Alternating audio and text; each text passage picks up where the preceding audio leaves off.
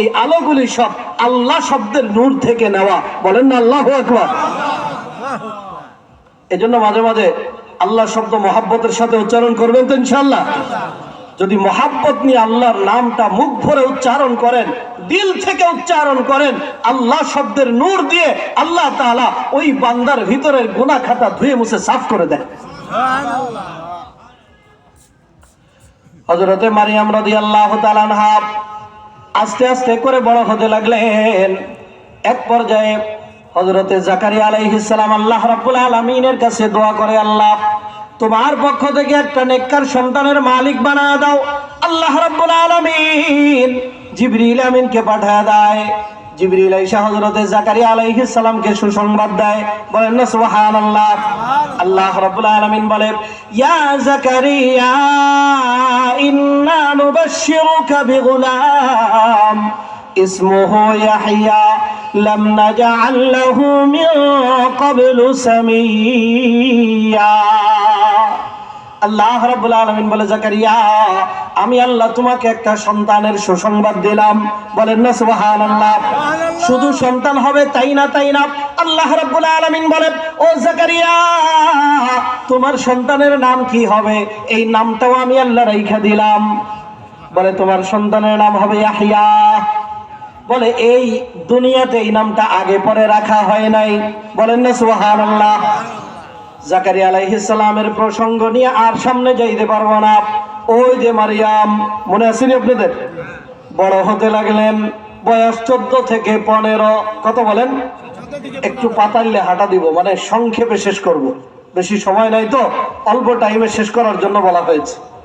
জাকারিয়া আলাইহিস সালাম হযরতে মারিয়ামের বয়স যখন 14 থেকে 15, একদিন গোসল করার জন্য ভিতরে ঢুকছে, কাপড় দিয়ে পর্দা টানাইছে। আগেকার মায়েরা পাকা বাথরুমের ব্যবস্থা তো ছিল না, কাপড় দিয়ে পর্দা টানাইতো। কথা বলেন ঠিক কিনা? আল্লাহ রাব্বুল আলামিন কোরআনে কারীমের মধ্যে বড় চমৎকার করে বলে, ফাত্তাখাযাত মিন দুনিহিম হিজাবা ফারসালনা ইলাইহা রূহানা ফাতামাসসালা লাহা বাশারান সাওয়্যা।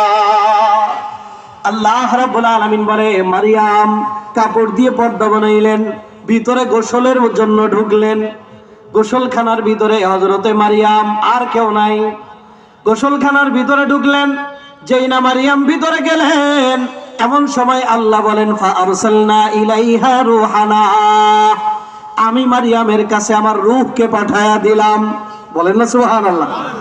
আল্লাহ বলে, আমার রূহকে পাঠায়া দিলাম। জিবরিল আমিনকে পাঠায়া দিছে।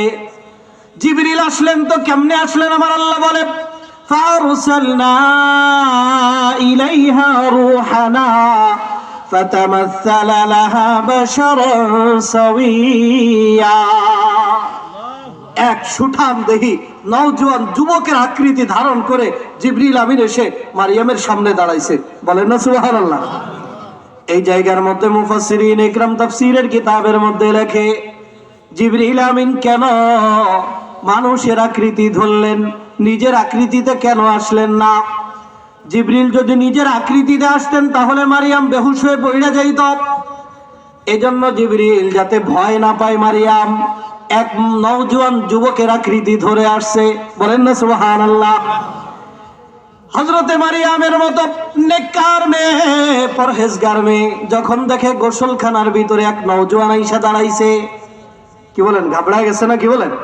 একজন নেককার মেয়ে যখন দেখে এক যুবক আমার সামনে গোসলখানার ভিতরে, এবার মারিয়াম কামডা করছে কি দেখেন? ডানেও তাকায় না, বামেও তাকায় না, পিছনেও না, সামনেও না, উপরের দিকে তাকাইছে। বলেন না সুবহানাল্লাহ। উপরের দিকে তাকায় একটা ডাক মারছে। যেই ভাষায় ডাক দিছে আমার আল্লাহর বড় পছন্দ হয়েছে। আল্লাহ তাআলা রেকর্ড কইরা কোরআনে কারীমের ভিতরে নাজিল করে দিয়েছে। মারিয়াম আল্লাহকে ডাক দেয়, قالت إني أعوذ بالرحمن منك إن كنت تقيا। মারিয়াম আল্লাহকে ডাক দেয়, আয় দয়াময় আল্লাহ, আয় রব্বুল আলামিন, আমি তোমার আশ্রয় চাই। বলেন না সুবহানাল্লাহ। দেখেন না, বিপদে পড়ছে, আশ্রয় চাইছে কার কাছে? বলেন, কার কাছে? বলেন না। যদি কখনো বিপদে পড়ে যাও, ও যুবক ভাই, ও মুরব্বী বাবারা, যদি কখনো জীবনে বিপদ চলে আসছে, উদ্ধার করার কেউ নাই, দুনিয়ার কাউকে দরকার নাই, কাকে ডাক দিব? বলেন, আরো জোরে বলেন, কাকে ডাক দিব? আল্লাহকে ডাক দিবেন। গভীর রাতে উঠা আল্লাহর কুদরতি কদমে দুইটা সেজদা দিয়ে তাহাজ্জুদের নামাজ পড়ে আল্লাহকে যদি ডাকার মতো ডাকা যায়, আল্লাহ রাব্বুল আলামিন বিপদ আপদ সব দূর কইরা দিবে। হযরতে মারিয়াম উপরের দিকে তাকাইলেন, এবার আল্লাহকে ডাক দেয়। আল্লাহকে ডাক দিয়ে বলে, আল্লাহ তোমার আশ্রয় চাই। এবার যুবকের দিকে তাকাইছে, তাকায় বলে, ও যুবক, ইন কুনতা তাকিয়া, বলে, ও যুবক, তোমার ভিতরে যদি তাকওয়া থাকে, আল্লাহর ভয় থাকে। আচ্ছা, যিনি দাঁড়ায় আছে ওনার ভিতরে আল্লাহর ভয় আছে কিনা? বলেন, আছে কিনা? বলেন। বলে, তোমার ভিতরে যদি আল্লাহর ভয় থাকে, সামনের দিকে পা বাড়াবা না, পিছনের দিকে হইতে যাও। এবার জিবরিল আমিন চিন্তা করলেন, মারিয়াম হয়তো ঘাবড়ায় গেছে, একটু পরিচয় দেওয়া দরকার। বলেন না সুবহানাল্লাহ। আপনাদের কষ্ট হচ্ছে? জিবরিল আমিন এবার পরিচয় দেয়। কি ভাষায় পরিচয় দেয়? আমার আল্লাহর কোরআন বলে, জিবরিল আমিন বলতেছে, ক্বালা ইন্নামা আনা রাসূলু রাব্বিক। বলেন আল্লাহু আকবার। জিবরিল আমিন বলে, ও মারিয়াম, তাহলে আমার পরিচয়টা নাও। আমি দুনিয়ার কোন সাধারণ যুবক নই, আমাকে আমার আল্লাহ পাঠাইছে, আল্লাহর পক্ষ থেকে প্রেরিত, আমি জিবরিল আমিন। বলেন না সুবহানাল্লাহ। যখন পরিচয় পাইলেন, এবার মারিয়াম বলতেছে, আচ্ছা, আপনি যদি জিবরিল হন, তাহলে জিবরিলের কাম তো পয়গম্বরদের কাছে যাওয়া। আল্লাহর পক্ষ থেকে ওহী নিয়ে নবীদের কাছে যায়, পয়গম্বরদের কাছে ওহী পৌঁছায়া দেয়। আপনি আমার কাছে কোন কামে আসলেন? আমার কাছে কেন আসলেন? জিবরিল আমিন বড় আজীব জবাব দেয়। আমার আল্লাহর কোরআন জানায়া দেয়, জিবরিল আমিন বলে, লিআহাবা লাকি গুলামান যাকিয়া। জিবরিল আমিন বলে, মারিয়াম, আল্লাহ আমাকে পাঠাইছে যাতে করে আমি তোমাকে একটা নেককার সন্তান দিতে পারি। একটু বলেন না সুবহানাল্লাহ। বলে, একটা সন্তান দেওয়ার জন্য আসছি। আচ্ছা, সন্তান দিতে আসছে, বিয়ে কি হয়েছে? কি বলেন? মারিয়ামের বিয়ে হয়েছে? বিয়ের সাথে কিচ্ছু হয় না, উনি বলে সন্তান দিব। এজন্য মারিয়াম জিজ্ঞাসা করে, মারিয়াম হযরতে জিবরিলকে জিজ্ঞাসা করে, ক্বালাত আন্না ইয়াকুনু লি গুলাম ওয়া লাম ইয়ামসাসনি বাশার ওয়া লাম আকু বাগিয়া। মারিয়াম জিজ্ঞাসা করে, আমার আবার কেমনে সন্তান হইব? বলে, আমার আবার কেমনে সন্তান হবে? ওয়ালাম ইয়ামসাসনি বাশার, বৈধ পন্থায় কোন পুরুষ কোনদিন আমাকে স্পর্শ করে নাই, তার মানে আমার বিয়ে হয় নাই। কি বলেন? বিয়ে হয়েছে? বিয়ে হয় নাই। আবার মারিয়াম বলে, ওয়ালাম আকু বাগিয়া, আমি কোনদিন জিনা ব্যভিচারও করি নাই, কোন পুরুষের স্পর্শ হয় নাই, তাহলে আমার কেমনে সন্তান হবে? জিবরিল আমিন বলে, ক্বালা কাযালিক, এমনিতেই হবে। বলেন না সুবহানাল্লাহ। এর পরের বাক্যটা কি ব্যবহার করছে একটু খেয়াল করেন। আচ্ছা, যে আয়াত পড়ে পড়ে বলতেছে, আপনাদের কষ্ট হয়? কোরআন শুনলে, কোরআনের আয়াত প্রতি অক্ষরে কয় না? কি বলেন? কষ্ট। হযরত জিবরিল আমিন আলাইহিস সালাতু ওয়াস সালাম বলে, ক্বালা কাযালিক ক্বালা রাব্বুকি হুয়া আলাইয়া হাইন ওয়া লিনাজআলাহু আয়াতান লিন-নাস ওয়া রাহমাতাম মিন্না ওয়া কানা আমরান মাকদিয়া। জিবরিল আমিন বলে, আমার আল্লাহ বলে দিয়েছে, কোন পিতার স্পর্শ ছাড়া, কোন পুরুষের স্পর্শ ছাড়া সন্তান দেওয়া, এটা আমার আল্লাহর কাছে পানি ভাত।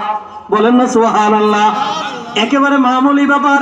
এরপরে আবার জানা দেয়, মারিয়াম, তোমাকে এমন এক সন্তান দিবে যেই সন্তানকে আমার আল্লাহ তার কুদরতের বাহন বানাবে। বলেন না সুবহানাল্লাহ। ওয়ালিনাজআলাহু আয়াতাল লিন-নাস ওয়া রাহমাতাম মিন্না ওয়া কানা আমরান মাকদিয়া। এবার বলে, মারিয়াম, একটু হা করো। বলে মারিয়াম একটু হা করো। মারিয়াম এবার হা করলেন। যেই না হা করলেন, জিবরিল আমিন মুখের ভিতরে একটা ফু লাগায় দিছে। ফু দেওয়ার সাথে সাথে মারিয়াম গর্ভবতী হয়ে গেছে। পেটে ঈসা রুহুল্লাহ ঢুইকা যায়। বলেন না সুবহানাল্লাহ। গর্ভবতী অবস্থায় কতদিন রইলেন?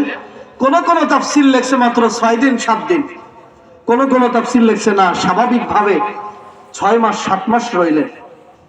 যেদিন হযরত ঈসা রুহুল্লাহর জন্ম হয়, ডেলিভারি যন্ত্রণা শুরু হয়েছে। এবার মারিয়াম পূর্ব দিকে রওনা করছে। কোন দিকে বলেন? পূর্ব দিকে। একটা জায়গার মধ্যে গেছে। ওই জায়গাটার নাম বাইতুল লাহাম। কি নাম বলেন? বাইতুল লাহাম। যদি সময় হাতে থাকতো একটু লম্বা করে বলতাম, একটু খাটো করে বলি। এই বাইতুল লাহাম নামক জায়গার মধ্যে যে হযরতে মারিয়াম গেছে, জায়গাটা কেমন? একটা মরা খেজুর গাছ। কি খেজুর গাছ বলেন? মরা খেজুর গাছ। মরা খেজুর গাছের নিচে মারিয়াম গিয়ে বসছে। ধুধু মরু প্রান্তর। মনে রাখবেন, মরুভূমির মধ্যে ঘাস পালা কিছুই পাওয়া যায় না, কিন্তু খেজুর গাছ দাঁড়ায় থাকে। বলেন না সুবহানাল্লাহ। আল্লাহর কুদরত। তো গিয়ে একটা মরা খেজুর গাছের নিচে গিয়ে বসছে। কোথাও কোনো পানি নাই। মরা খেজুর গাছে কি খেজুর আছে? কি বলেন? খেজুরও নাই, কোনো খানা পিনার ব্যবস্থা নাই। এই জায়গায় গিয়ে মারিয়াম বসছে। ডেলিভারি যন্ত্রণা শুরু হয়ে যায়। একটা পর্যায়ে মারিয়াম রাদিয়াল্লাহু তাআলা আনহা ডেলিভারির যন্ত্রণা সহ্য করতে না পেরে আল্লাহ রাব্বুল আলামিনকে ডাক দিয়ে দুইটা কথা বলছে। আমার আল্লাহ এই দুইটা কথা রেকর্ড করে কোরআনে কারীমের মধ্যে নাযিল করে দিয়েছে। মারিয়াম কি বলছে? আল্লাহকে ডাক দিয়ে, আল্লাহ রাব্বুল আলামিনকে ডাক দিয়ে বলে, قالت يا ليتني مت قبل هذا وكنت نسيا منسيا। মারিয়াম আল্লাহকে ডাক দিয়ে বলে, আয় মেরে রব্বুল আলামিন, আয় মেরে আল্লাহ, এত যন্ত্রণা এত বেদনার তো সহ্য হয় না। বলে, আল্লাহ, এই ডেলিভারি হওয়ার আগেই যদি আমার মরণ হয়ে যেত। একটু চিন্তা করেন, মারিয়ামের মতো নেককার মেয়ে, পরহেজগার মেয়ে, এত যন্ত্রণায় এত ব্যথা সহ্য করতে পারে না। আল্লাহকে ডাক দিয়ে বলে, আল্লাহ, এই বেদনা এই যন্ত্রণা সহ্য করার আগেই যদি আমার মরণ হয়ে যেত। এই কথাটা আল্লাহ কোরআনে কেন আনলেন? দুনিয়ার সব সন্তানদেরকে আল্লাহ মেসেজ দিতে চায়, ও সন্তানেরা একটু চিন্তা করো, তোমাকে এই দুনিয়ার আলো বাতাস দেখাইতে, এই দুনিয়ায় আনতে তোমার মা কি পরিমাণ কষ্ট সহ্য করেছে।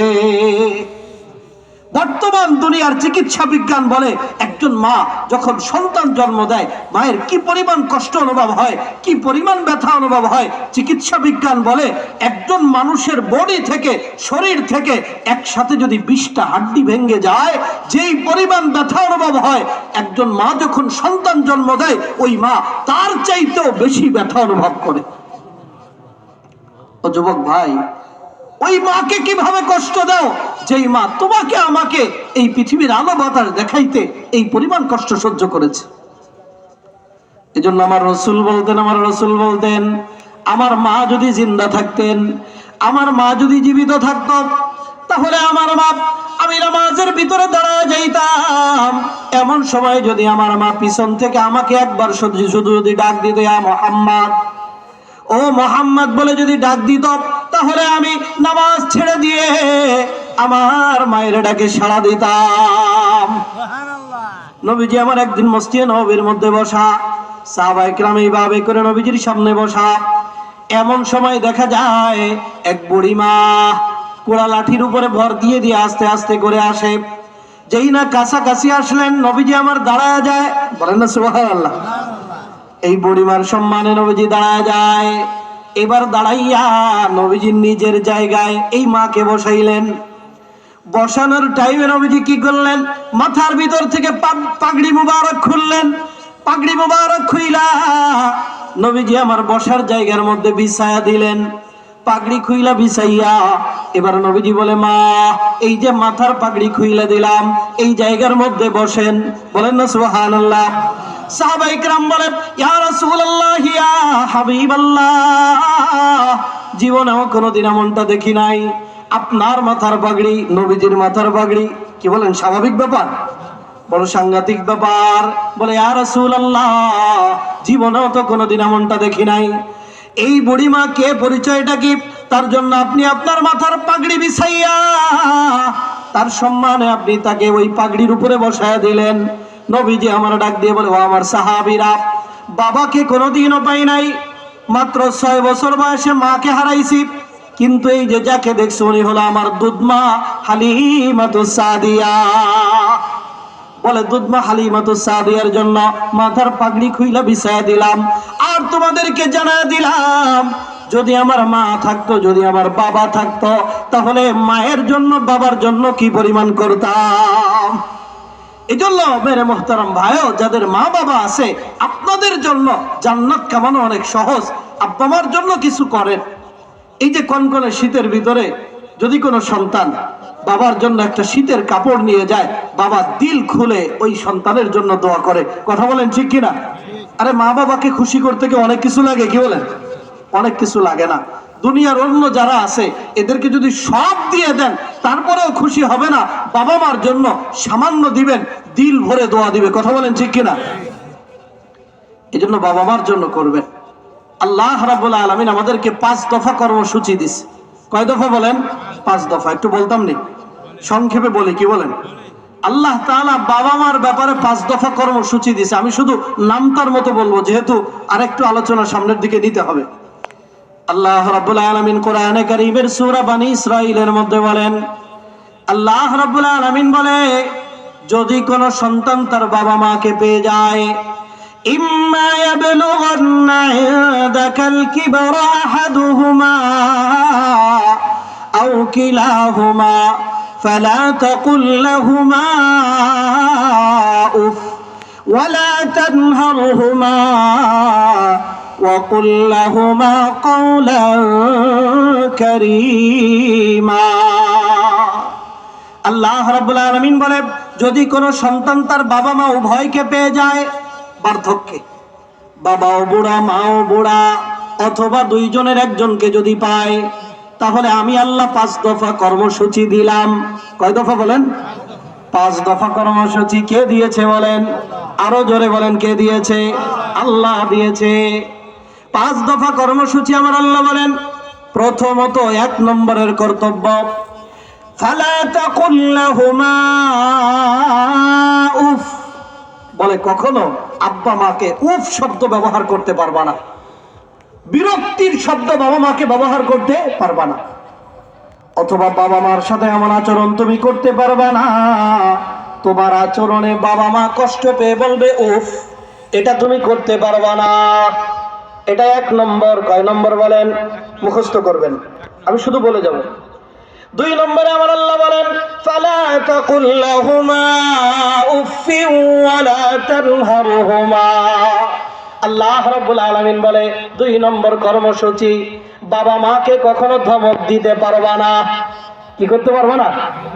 অনেক কুলাঙ্গার সন্তান আছে, বাবা মাকে ধমক দেয়, আছে না? নাই? কি বলেন? আছে। আল্লাহ বলে, না না, খবরদার, আমি আল্লাহর ফরমান, আব্বা মাকে ধমক দিতে পারবা না। 3 নম্বরে আমার আল্লাহ বলেন, ওয়াকুল লাহুমা কওলান কারীমা। আল্লাহ রাব্বুল আলামিন বলে, যদি বাবা মাকে পেয়ে যাও, বুড়া অবস্থায় যদি পাও, তাহলে বাবা মার সাথে সুন্দর করে কথা বলবা, আদর করে কথা বলবা। আপনি আর আমি যখন ঘর থেকে বের হই, সন্তান আসে দৌড় দিয়ে, আসে না? আসে না? কি বলেন? তখন সন্তানটাকে কোলে নেন, চুমু দিয়ে বলেন, বাবা তুমি থাকো ঘরে, তোমার জন্য বিক্কু আনবো, চকলেট আনবো। বলি না? বলি না? কি বলেন?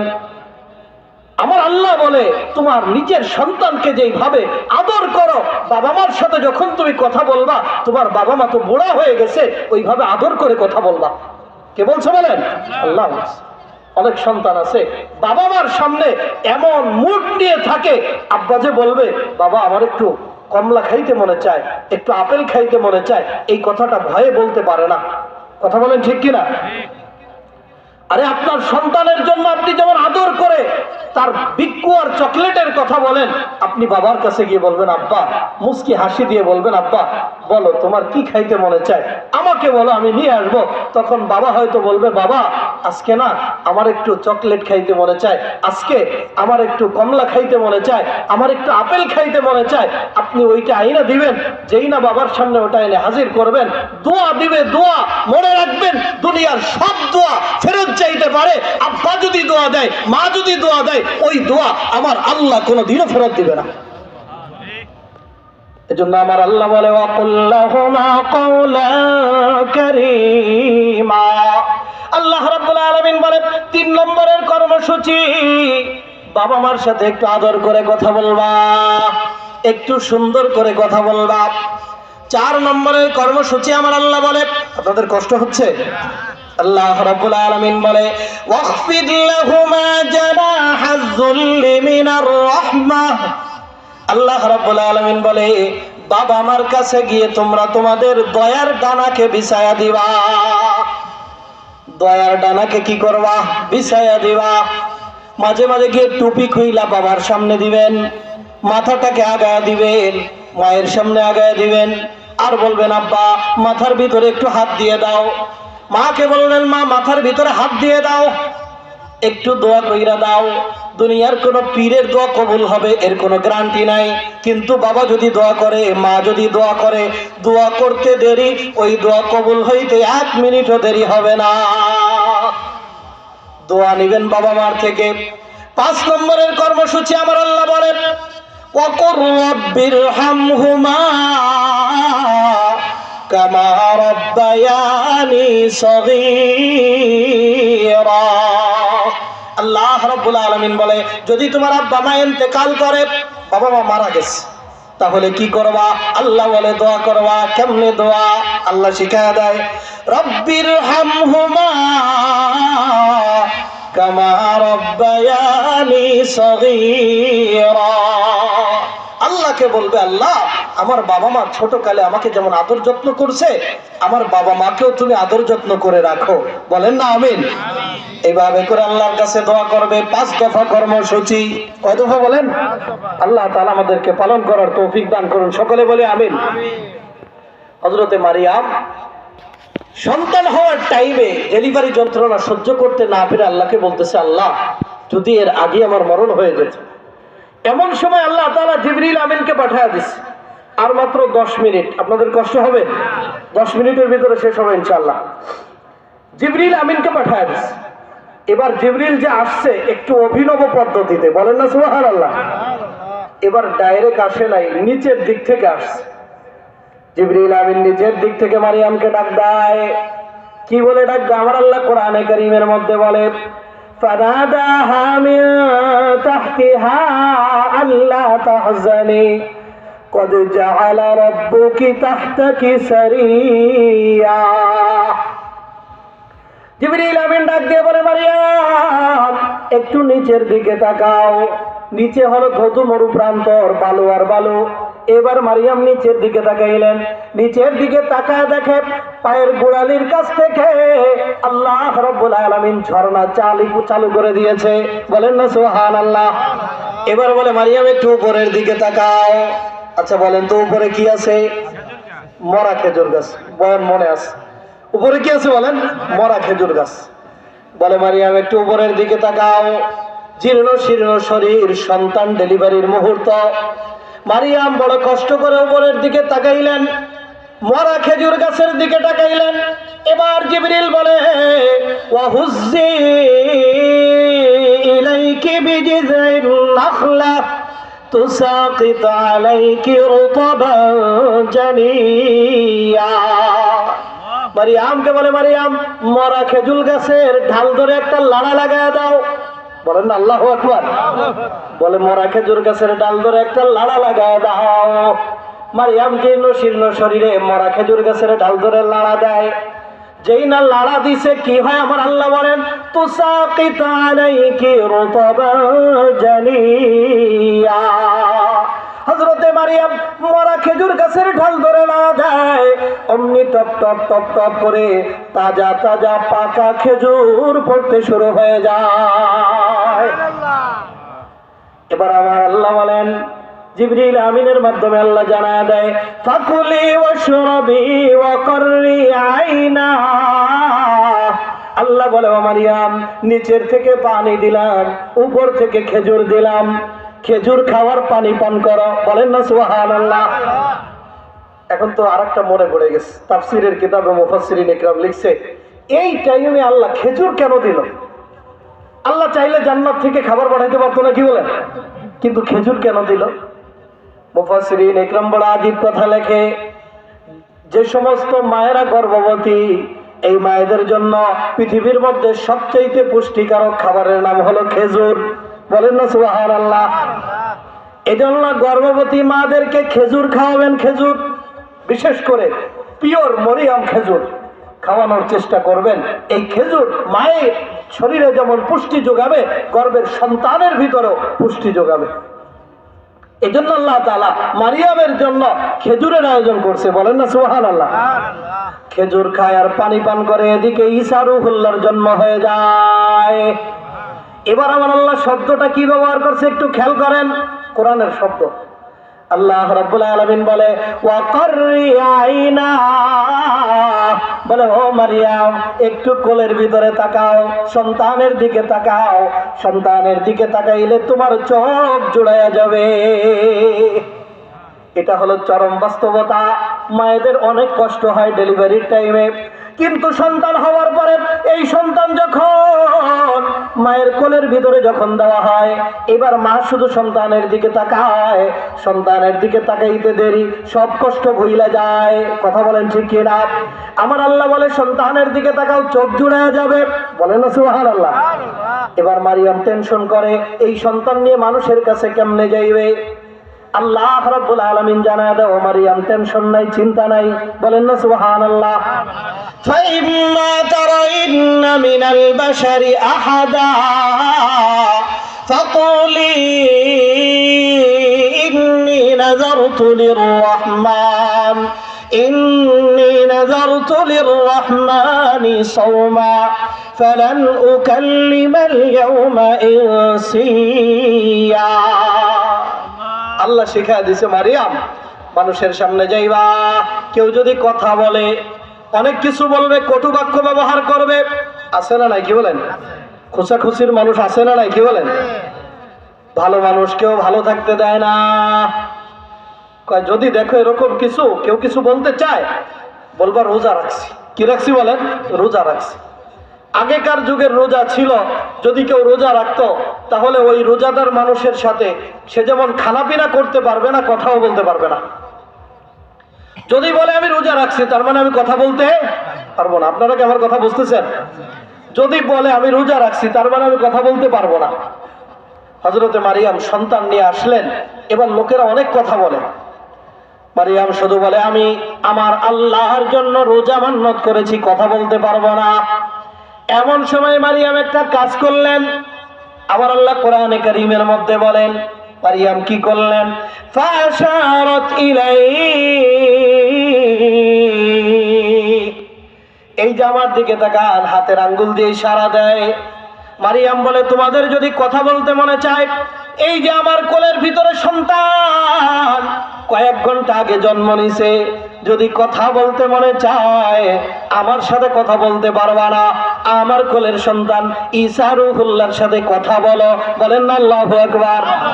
বলে, কথা বলতে মনে চাইলে বলো, আমি কথা বলতে পারবো না। লোকেরা আরো খেপছে, কি বলেন? খেপছে না? আরো ক্ষিপ্ত হয়ে গেছে। তারা এবার ডাক দিয়ে বলে, ক্বালু কাইফা নুকাল্লিমু মা কানা ফিল মাহদি সাবিয়্যা। তারা বলে, এটা তুমি কি বলো? এই দোলনার ভিতরে দোল খাওয়া বাচ্চা, কয়েক ঘন্টা আগে যার জন্ম, এই বাচ্চা আবার কেমনে কথা বলবে? আমার দিকে এবার তাকাইতে হবে সবাই।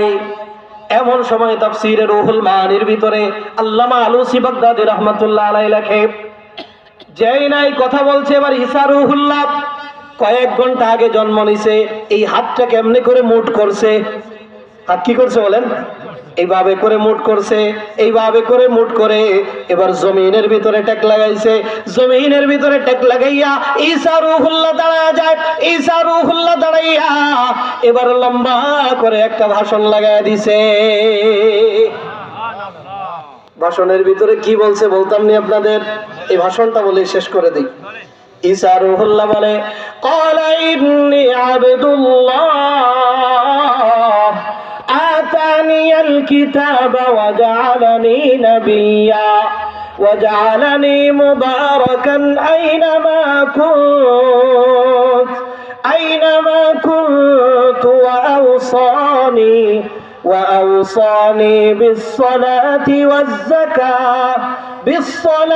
ওয়াজ-যাকাতি মা দুমতু হাইয়্যা ওয়া বাররান বিওয়ালিদাতি ওয়া লাম ইয়াজআলনি জাব্বারান শাকিয়্যা والسلام علي يوم ولدت ويوم أموت ويوم أبعث حيا বলেন আল্লাহু আকবার।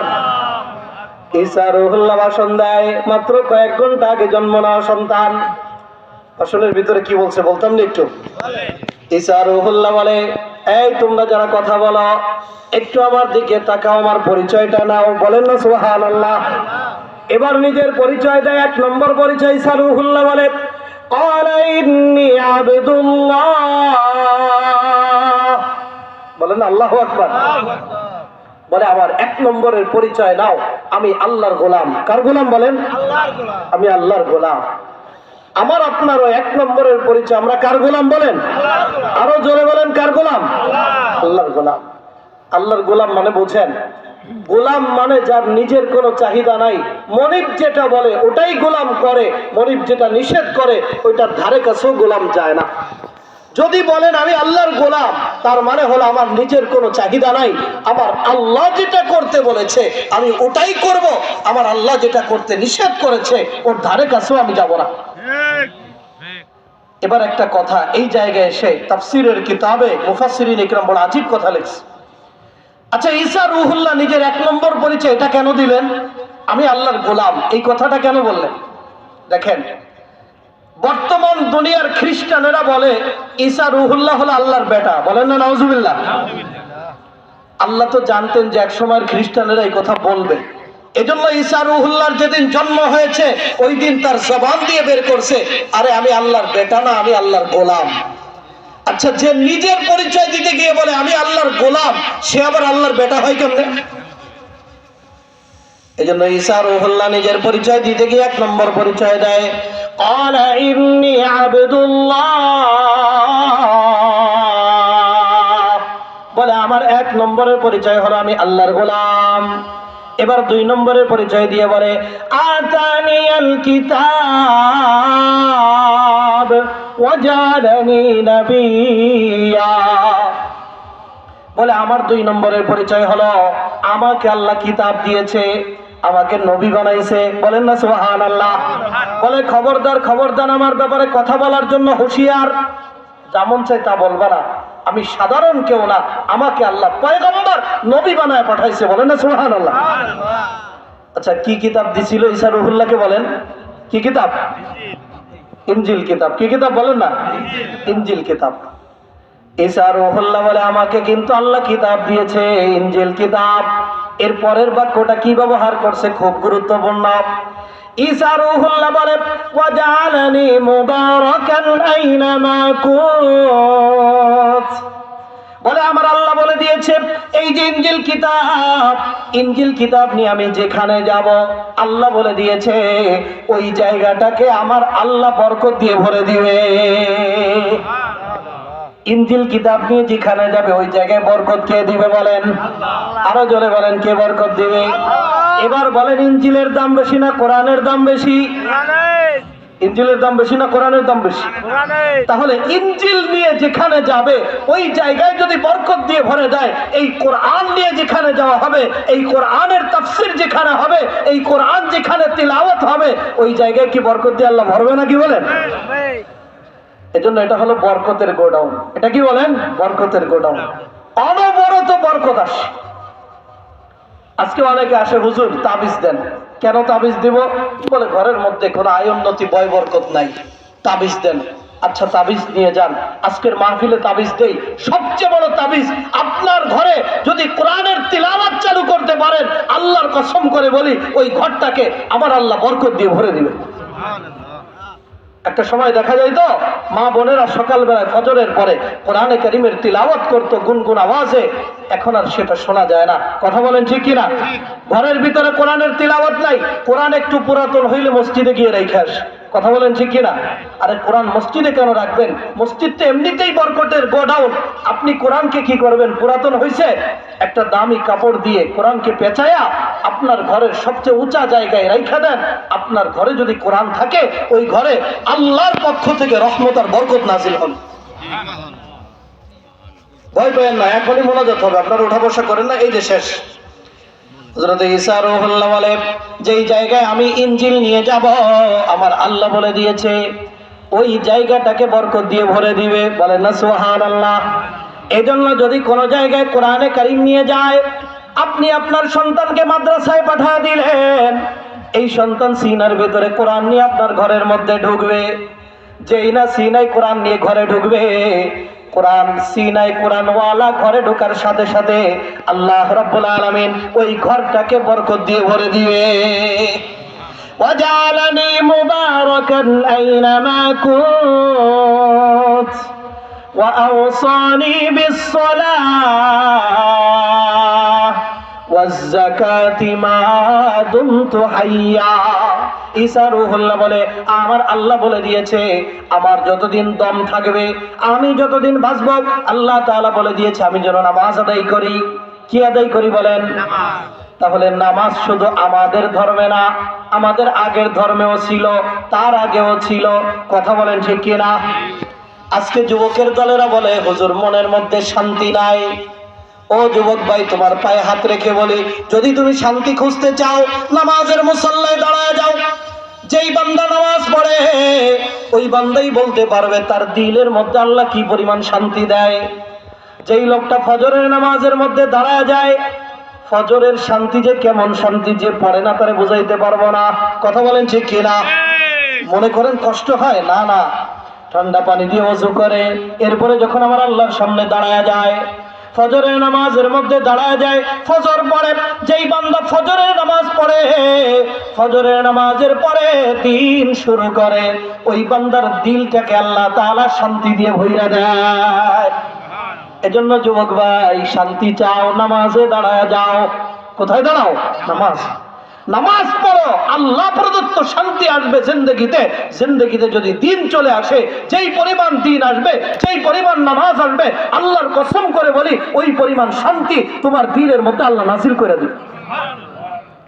وأوصاني بالصلاة والزكاة ما دمت حيا। ঈসা রূহুল্লাহ বলে, আল্লাহ বলেছে আমার যতদিন দম থাকবে, আমার যতদিন হায়াত থাকবে, আমি যেন নামাজ আদায় করি, আমি যেন যাকাত দেই। বলেন না সুবহানাল্লাহ।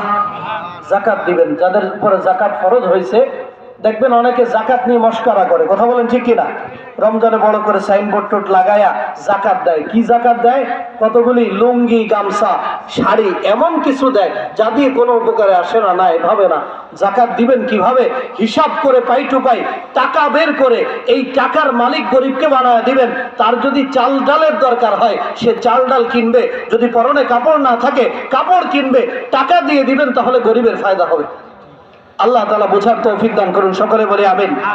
সর্বশেষ ঈসা রূহুল্লাহ বলে, ওয়াসসালামু আলাইয়া ইয়াওমা উলিদতু ওয়া ইয়াওমা আমুত ওয়া ইয়াওমা আমুতু ওয়া ইয়াওমা উবআসু হাইয়া। ঈসা রূহুল্লাহ বলে, আমার যেদিন জন্ম হয়েছে, আমার যেদিন ইন্তেকাল হবে, আবার আমাকে যেদিন পরবর্তী জিন্দেগিতে যখন ওঠানো হবে, আমার আল্লাহ বলে দিয়েছে সর্ব অবস্থায় আমার উপরে শান্তি নাজিল হবে। ঈসা রূহুল্লাহ এখানে বক্তব্য শেষ করছে। আমরাও আজকের মতে এখানে আলোচনা শেষ করলাম। এতক্ষণ পর্যন্ত কোরআন হাদিসের আলোকে যা কিছু বললাম শুনলাম, আল্লাহ রাব্বুল আলামিন আমাদের সবাইকে আমল করার তৌফিক দান করুন। সকলে বলি আমিন। ওয়া আখিরু দাওয়ানা আলহামদুলিল্লাহি রাব্বিল আলামিন। একটু সময় বেশি নেওয়ার কারণে আপনাদের কাছে ক্ষমা প্রার্থী, ক্ষমা করবেন, দোয়া করবেন আল্লাহ রাব্বুল আলামিন যেন সুস্থতার সাথে সারা দেশে ঘুরে ঘুরে লিল্লাহি রাব্বিল আলামিন। والصلاة والسلام على سيد المرسلين وعلى آله وأصحابه أجمعين. ربنا ظلمنا أنفسنا وإن لم تغفر لنا وترحمنا لنكونن من الخاسرين. ربنا فاغفر لنا ذنوبنا وكفر عنا سيئاتنا وتوفنا مع الأبرار. رب ارحمهما كما ربياني صغيرا. رب ارحمهما كما ربياني صغيرا. हाथ उठाए सिर को झुकाए तेरे करम पर आस लगाए. आए हैं या रब तेरे दर पर लुत्फ की अपने हम पे नजर कर. आरज़ुई कुछ दिल में भरी है आखी तेरी सिमत लगी है. रहमत कर दिन फिर हमारे हम है तेरे महबूब के प्यारे. मौला करीम रब्बुल आलमीन परवरदिगार आलम या अरहमर राहिमीन या अहकमल हाकिमीन या ज़ल कुव्वतिल मतीन या राहिमल मसाकिन या अल्लाह. রব্বুল আলামিন আল্লাহ পবিত্র রজব মাসে, আয় আল্লাহ পবিত্র একটা দিনে আমরা কতিপয় গুনাহগার বান্দা গভীর রজনীতে দীর্ঘ রাত পর্যন্ত কোরআনে কারীমের মহব্বতে, কোরআনে কারীমের ভালোবাসায় বসে রইলাম. আয় আল্লাহ রাত গভীর হয়ে গিয়েছে, মালিক দুনিয়ার অফিস আদালতগুলি বন্ধ হয়ে গেছে, দুনিয়ার রাজা বাচ্চাদের দরজাগুলি বন্ধ হয়ে গেছে রে মালিক. আল্লাহ দুনিয়ার এই জায়গার ভিতরে তোমার রহমতের গাড়িগুলো চক্কর লাগাইতেছে. ইয়া রাব্বুল আলামিন, জীবনের গুনার বোঝা মাথায় নিয়ে আজকের এই পবিত্র রজনীতে তোমার শাহী দরবারে ভিক্ষুকের মতো দুটি হাত উত্তোলন করেছি. আল্লাহ আমাদের গুনার দিকে না তাকিয়ে তোমার অসীম রহমতের দিকে তাকিয়ে দয়া করে মায়া করে আমাদের প্রত্যেকের জিন্দেগির গুনাহগুলিকে মাফ করে দাও ইয়া রাব্বুল আলামিন. আল্লাহ তুমি যদি আমাদেরকে মাফ করে দাও তোমার কোনো ক্ষতি হবে না. আল্লাহ তুমি যদি আমাদেরকে মাফ না করো তাও তো তোমার কোনো লাভ হবে না.